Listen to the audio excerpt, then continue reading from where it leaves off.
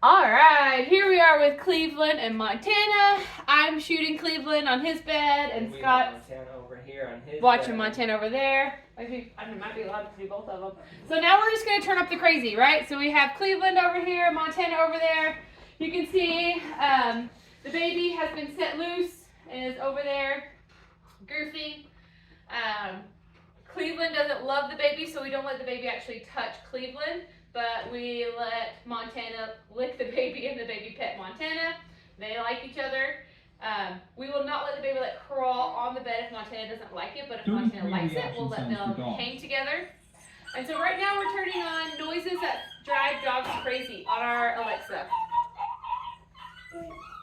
So the noises that you're hearing right now is from our Alexa. It's called Sounds That Drive Dogs Crazy. And we're just getting the excitement level going. We're going to walk around the house. We're going to knock on doors. We're going to practice having the dogs be calm, cool, and collected when there's chaos going on around. Come in! Hey, how's it going? Good, let's go. Here we go, Cleveland. Up. So Cleveland's up. I'm going to apply distance pressure. It's where I am facing his face. As soon as his bum goes down, I release that pressure. So it's my body applying distance pressure, so we're not touching, to his face. When his face moves, I will move my body with him. All right, I'm coming. Come on, Woohoo! welcome. Nice to see you. Perfect. Good to see ya. So you can see there, Montana wanted to get up, but she stayed seated, which was super awesome. Okay, the first time she did get up, as soon as I kind of gave her that look from across the room with that distance pressure, she put that bum back down in the first go around, and now she's saying, oh, I can sit up, I can get excited, I don't know what's happening, but I'm going to keep my bum on the seat and stay in that more I can see Cleveland is really nervous with all these noises that's going on. I don't know if you can tell from this far, but he's very uneasy about it. So he did awesome. He's doing the exact right thing. He's being calm, cool, and collected. He's very aware and watching, but he's not being reactive. I love that. So I just went and loved on him and gave him a good pat and a good love down and let him know that that's good. Bubbles! And then I'm going to turn and go away. Bubbles! Guppy. Bubbles. There we go. So the other dogs are off. The other dogs are Bubbles. Candy. Bubbles. Animals Here. trying to fight it off. So she's still on that bed. She's Here. good. Don't you eat my breakfast.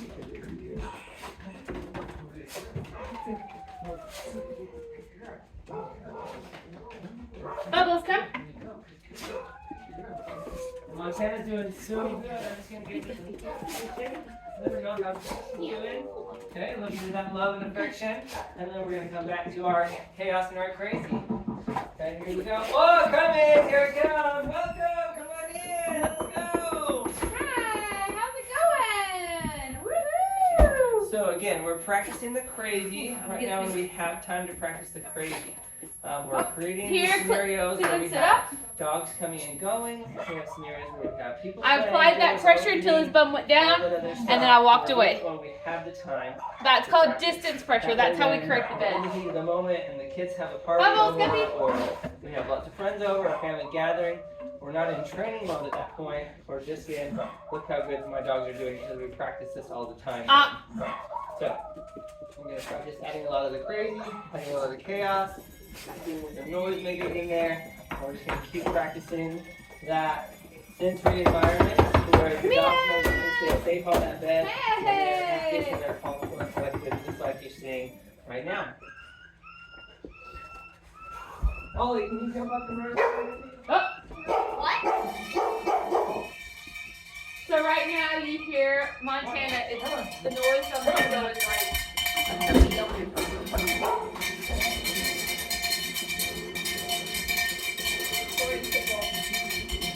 Continue to make the noise until Montana is real calm, so and collected. You can see it's uneasy to put his head down, but he's still smelling it. So he's Here, still Cleveland got up. Use So that body language, nervous that and distance he's- pressure. He sat down, I'm going to turn, He's and we're going to walk away. He's still using it like nervous, but okay, I'm getting it. But he never got up. Like he got nervous and kind of barked. And then we, well, here comes the vacuum. Oh, Montana thought about doing it for a second. She messed up. you done the vacuum with them already? Montana doesn't like it. Good boy. So there, Cleveland was nervous about me putting the vacuum under the bed. He's not nervous enough to get up. So I want to praise that. He's doing a good job.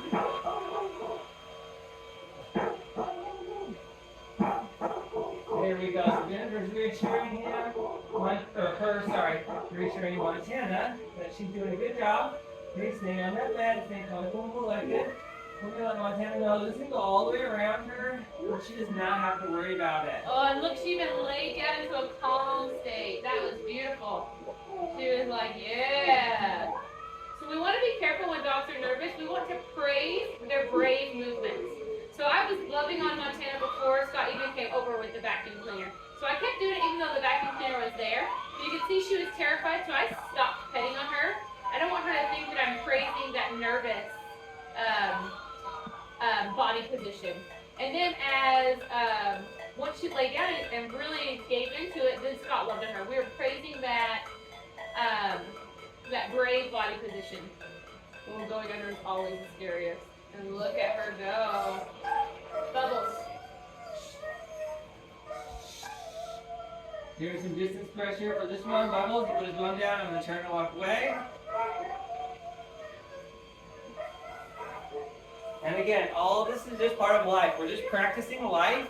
Okay, whatever life might throw at us, vacuuming, cleaning, all those other things, we are practicing and simulating the stresses of life. Fireworks, door knocking, doorbells going off, whatever that case might be. And the more we can stimulate or simulate life while we have time to work on these behaviors, the better it'll be when we don't actually have that time and life is just happening. And we're in the heat of the moment, we can just give them that look from across the room. And we like, oh, remember what you're supposed to do? So right there, I was loving all over Cleveland. And we were just loving, right? He's rolling and loving it. But then he stood up, and I stopped petting, but he didn't put his thumb immediately down.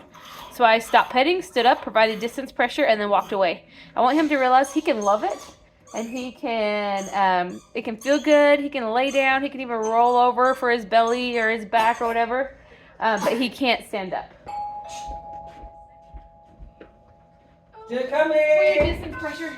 So here he's up, Cleveland's up. I'm going to come, square my body up to him. Okay, and then I'm going to turn once he puts that bum down and I'm going to walk away. Cleveland there, I put my hands up here on my chest. Okay, that might be a signal for him in the past where he's jumped up on us. We do not want him to jump up on us. Okay, so I might need to be careful about how I put my hands up here because that may have been a cue for him before. If that's something that you like, it could be a command, right? It could be this means I want you to come up. And then again, we need to be careful that he's not jumping up uninvited. Okay, so I don't know if that's something that you've built in, but if you have built in that cue of tapping your chest and him jumping up, that can be discussed later, but we do not want that to become something that he does without being commanded to do so. Okay, here he's doing a good job, and a little bit of reassurance for him that he's doing well, keeping his bum down on that bed. For more dog reactions, keep watching our dog sounds. Good? Alright, and we're just going to continue practicing the chaos throughout the day. A lot of the simulation chaos. These guys have now been on their beds since 7:45-ish this morning, so that puts it about 2.5 hours this morning, and we're still doing well. So we'll give them another little bit this morning, then we'll go back into reflection for a little while, and then we'll repeat the cycle and start again, and we'll get you going from there.